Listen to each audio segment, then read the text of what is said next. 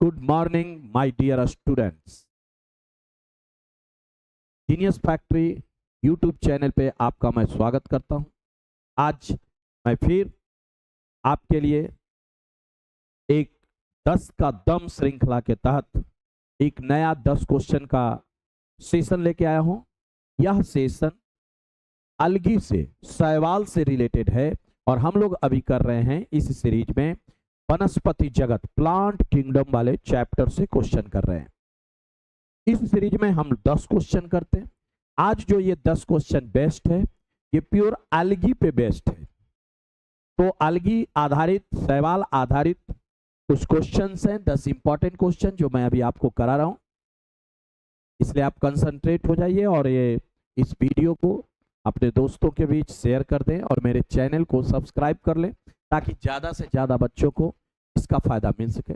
मेरा उद्देश्य यही है कि जो भी पढ़ाई आपने की है उस पढ़ाई को यदि संकल्पना आधारित आपने पढ़ाई की है और उसका उपयोग करना है, अपने कॉन्सेप्ट को डेवलप करना है तो प्रैक्टिस करना बहुत जरूरी है। और आप ये जैसे जैसे टॉपिक वाइज प्रैक्टिस करेंगे आपका कॉन्फिडेंस लेवल काफी बढ़ता जाएगा। तो चलिए बिना देर किए हुए शुरू करते हैं इस सेशन को। ये पहला क्वेश्चन आपके स्क्रीन पर है। क्वेश्चन है which of the following modes are used by Spirogyra to reproduce। ठीक है, क्वेश्चन ध्यान से पढ़ेंगे। which of the following modes are used by Spirogyra to reproduce। ये स्पायरोगायरा में रिप्रोडक्शन के लिए कौन सा मोड उपयोग किया जाता है। ठीक है, तो क्वेश्चन देखेंगे। तो स्पायरोगायरा में दो तरह का रिप्रोडक्शन होता है, सेक्सुअल रिप्रोडक्शन भी होता है और एसेक्सुअल भी रिप्रोडक्शन होता है। मैंने पहले भी कहा है कि सिर्फ आंसर नहीं जानना है, ये भी जानना है कि ये होगा तो क्यों नहीं होगा। तो हम लोग यहाँ पे आप जो ऑप्शन देखेंगे ये पूछ रहा है कि ये सेक्सुअल रिप्रोडक्शन में कौन सा मोड अप्लाई किया जाता है। फ्रैगमेंटेशन यानी विखंडन, मल्टीपल फ्यूजन, स्पोर फॉर्मेशन और बाइनरी फ्यूजन। तो आंसर क्या हो जाएगा।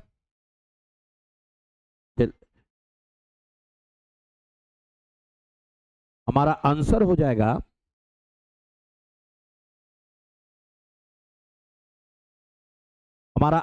जाएगा विखंडन, फ्रैगमेंटेशन। स्पायरोगायरा में हम लोग जानते हैं कि स्पायरोगायरा फ्रैगमेंट में टूटता है और प्रत्येक टूटा हुआ खंड नए जीव का निर्माण करता है। ठीक है, तो हमारा आंसर क्या हो जाएगा, फ्रैगमेंटेशन। चलिए हम लोग नेक्स्ट क्वेश्चन की ओर बढ़ते हैं।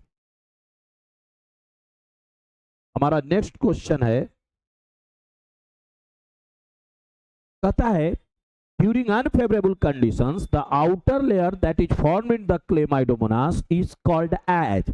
कहता है प्रतिकूल परिस्थिति में क्लेमाइडोमोनास अलगी है, एक क्लेमाइडोमोनास के ऊपर में एक लेयर बन जाता है, उस लेयर को हम लोग क्या कहते हैं। फिर से क्वेश्चन ध्यान से देखेंगे कि यदि परिस्थितियां प्रतिकूल हो तो क्लेमाइडोमोनास के ऊपर एक लेयर बन जाता है कड़ा सा रिजिड सा, उस लेयर को हम लोग क्या कहते हैं।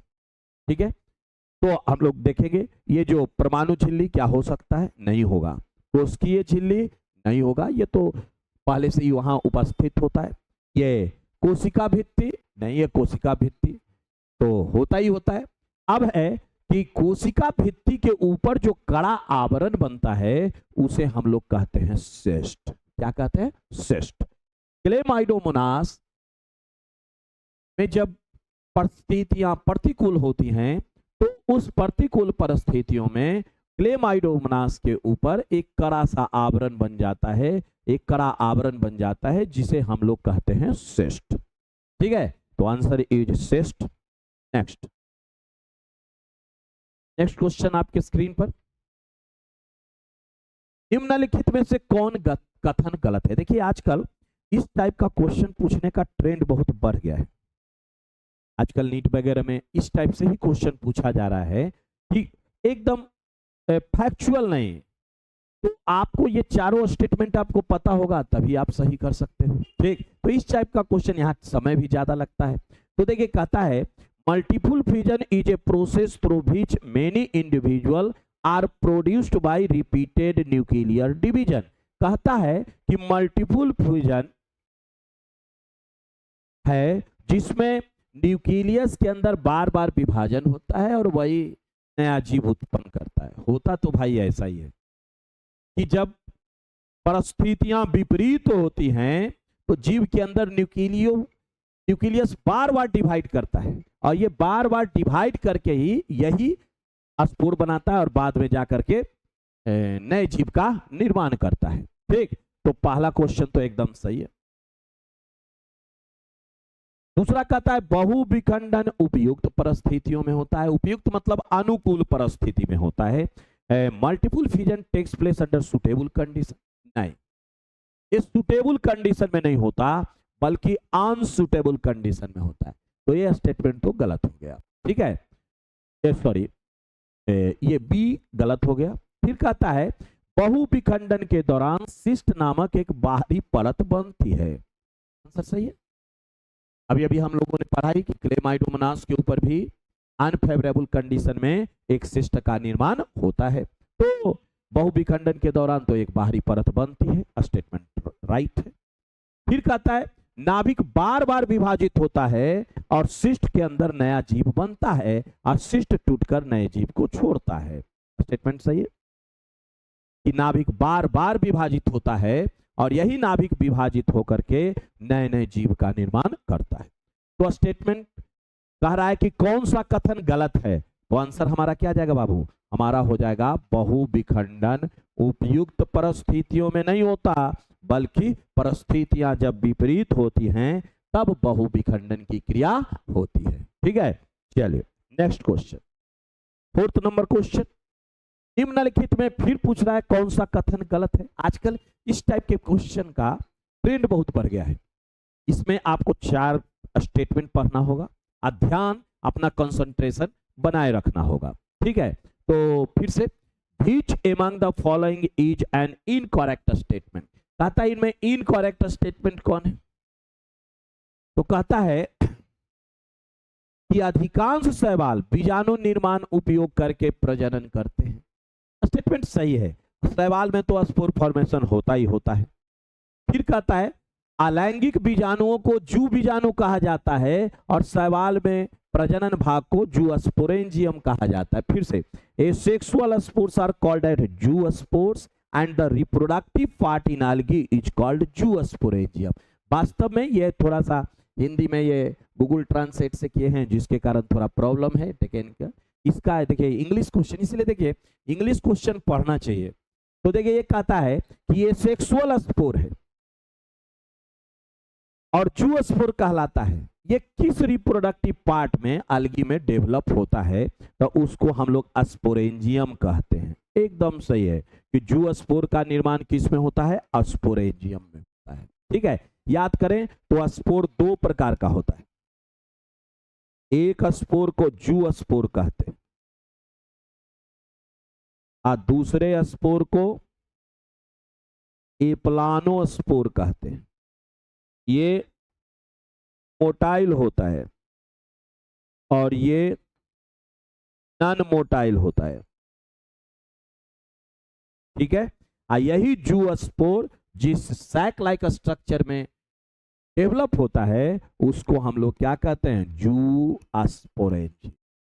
तो स्टेटमेंट तो राइट है, यानी ए स्टेटमेंट भी सही है।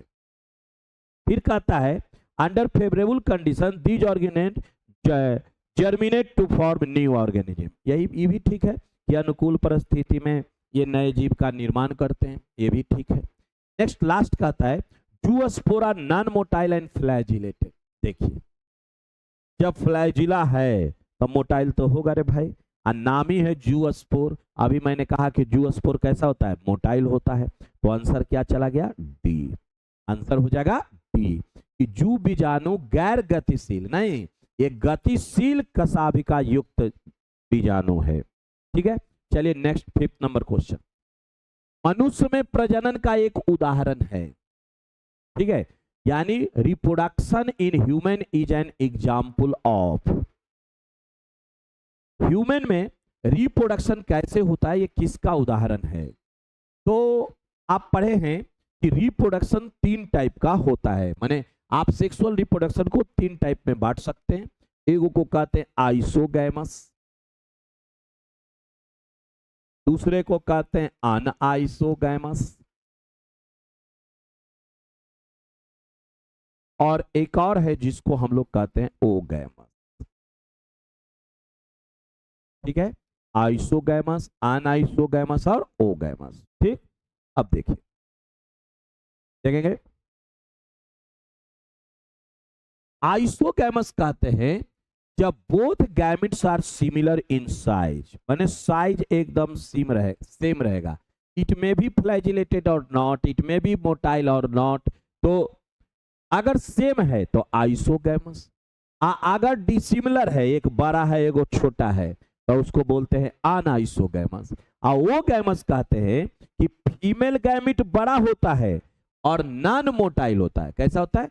नॉन मोटाइल, बड़ा और नॉन मोटाइल। और मेल गैमेट होता है जो छोटा होता है लेकिन मोटाइल होता है। और ऐसा ही हम लोगों में होता है। हम लोगों में कैसा होता है? ये वाला। तो हम लोगों में कौन होता है? ओगैमस। तो आइसोगैमस किसको कहे? सिमिलर टाइप का, समान आकार के युग्मकों के संलयन को जब होता है तो उसको हम लोग आइसोगैमस कहते हैं। अगर आकार अलग अलग हो तो उसको अनआइसोगैमस कहते हैं। और एक ओगैमस है। ठीक, चलिए next 6 number question. 6 number question, शैवाल के लैंगिक प्रजनन में नर युग्मक को क्या कहा जाता है? ठीक है, माने शैवाल में नर प्रजनन अंग भी होते हैं, मादा प्रजनन अंग भी होते हैं। तो हम लोग नर प्रजनन अंग को क्या कहते हैं शैवाल में?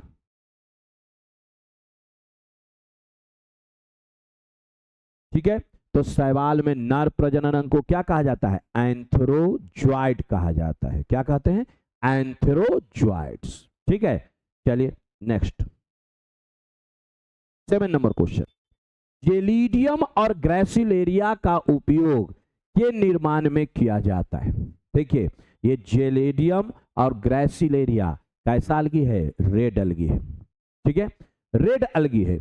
और रेड अलगी ये जेलिडियम और ग्रेसिलेरिया से आगर प्राप्त किया जाता है। क्या प्राप्त किया जाता है? आगर। और यही आगर का उपयोग न्यूट्रिटिव मीडियम के रूप में किया जाता है, कल्चर मीडियम के रूप में किया जाता है। इसका उपयोग हम लोग आइसक्रीम बनाने में, जेली बनाने में, इन सबों में भी करते हैं। ठीक है, तो आंसर क्या हो गया? ए, जेलिडियम। चलिए नेक्स्ट 1 नंबर क्वेश्चन।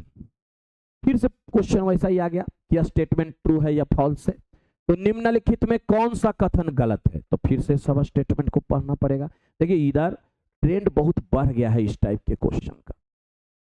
इस टाइप का क्वेश्चन बहुत सारा रह रहा है, इसलिए इसमें टाइम थोड़ा ज्यादा लगता है और कॉन्सेप्ट जिसका अच्छा रहेगा वही बनाएगा। तो देखिए, कहता है which among the following is incorrect? algae help in the increasing oxygen level in the environment। आता है ऑक्सीजन लेवल को बढ़ा देता है। सही स्टेटमेंट है। आप लोग पढ़े ही हैं कि लगभग 50% जो कार्बन डाइऑक्साइड के द्वारा जो CO2 को फिक्स किया जाता है, लगभग यही algae के द्वारा ही कहा जाता है। फिर कहता है Chlorella and spirulina are multicellular algae that are rich proteins and are used as food supplement for space travels। कहता है क्लोरेला और स्पाइरुलिना ऐसा अलगी है जो जिसमें प्रोटीन बहुत रहता है और इसको स्पेस अंतरिक्ष यात्री न्यूट्रिएंट या फूड सप्लीमेंट के रूप में यूज करते हैं। ऐसे तो देखने में देखिए यह स्टेटमेंट लग रहा है कि एकदम सही है। स्टेटमेंट सही है भाई, आपने पढ़ाई है। फिर है Chlorophyceae comprise algae that contain chlorophyll A and chlorophyll B। ये बात भी सही है कि क्लोरोफिल और क्लोरोफिल बी। फिर कहता है chlorophyceae store food as protein. एकदम सही बात है, प्रोटीन के रूप में करता है ज्यादातर, जिसको हम लोग स्टोरेज बजी को पायरिनोइड्स भी कहते हैं। क्या कहते हैं? पायरिनोइड्स भी कहते हैं। ये भी सही है। अब आपको ये सोचना यार ये तो सब सही हो गया, लेकिन देखिए यहाँ पे मिस्टेक नहीं हुआ, ब्लंडर हुआ। इसलिए क्वेश्चन पढ़ते समय काफी कंसंट्रेटेड होना चाहिए, ध्यान से क्वेश्चन को पढ़ना चाहिए। देखिए अभी हम लोग 4 तेजी से पढ़े तो हम लोगों को लगा कि भाई चारों स्टेटमेंट सही है, लेकिन नहीं। यहाँ ध्यान से देखिए, बी को पढ़ेंगे। Chlorella and spirulina are multicellular. ये मल्टी सेलुलर नहीं है, ये सिंगल सेल प्रोटीन है। That rich protein are used as food supplement. देखिए यहां से ये स्टेटमेंट एकदम सही है।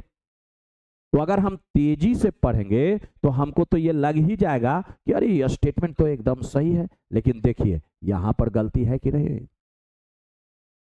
तो ये यूनिसेलुलर नहीं है, मल्टी सेलुलर है। और बाद में आप क्वेश्चन आंसर मार के आइएगा, थोड़ी सी सावधानी हटी कि दुर्घटना घटी। ठीक है, चलिए 9th नंबर क्वेश्चन करते हैं। कहता है क्लोरोफाइसी के क्लोरोप्लास्ट में मौजूद भंडार निकायों को क्या कहा जाता है। कहता है storage bodies present in the chloroplast of chlorophyceae are called. मैंने कहा था कि चाहे वो क्लोरोफाइसी हो, रूडोफाइसी हो, थियोफाइसी हो, सब फूड का स्टोरेज अलग अलग रूप में करता है। तो कहता है और एक स्टोरेज बॉडी होता है। तो कहता है क्लोरोफाइसी में वो स्टोरेज बॉडी कौन है।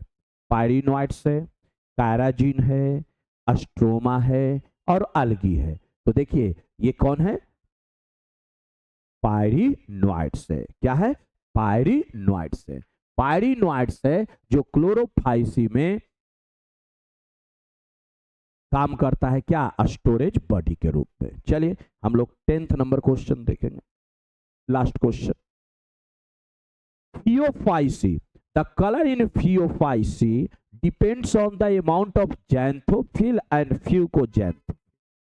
देखिए जो ये थियोफाइसी होता है, जिसको हम लोग ब्राउन अलगी भी कहते हैं, इसका कलर हरा से धीरे धीरे भूरा होते जाता है, लेकिन कुछ में थोड़ा हरा रहेगा, फिर और हरा और भूरा होते होते चला जाएगा। तो कहता है कि इसका कलर किस पर डिपेंड करता है। तो इसका कलर इस बात पे डिपेंड करेगा कि जैंथोफिल और फ्यूकोजैंथिन किस रेशियो में है। ठीक है, तो ये स्टेटमेंट क्या हो गया, ये स्टेटमेंट ट्रू हो गया। तो स्टेटमेंट इज ट्रू। ठीक है, तो ये स्टेटमेंट सत्य है। तो इसी के साथ हमारा ये 10 क्वेश्चन का जो ये सीरीज है, ये 10 क्वेश्चन आपका अलगी से रिलेटेड ये खत्म हुआ। ठीक, चलिए नेक्स्ट सेशन में मिलते हैं। आप लोगों का धन्यवाद। Good morning, good morning. चलिए तो हम लोग नेक्स्ट सेशन में जल्दी ही मिलेंगे।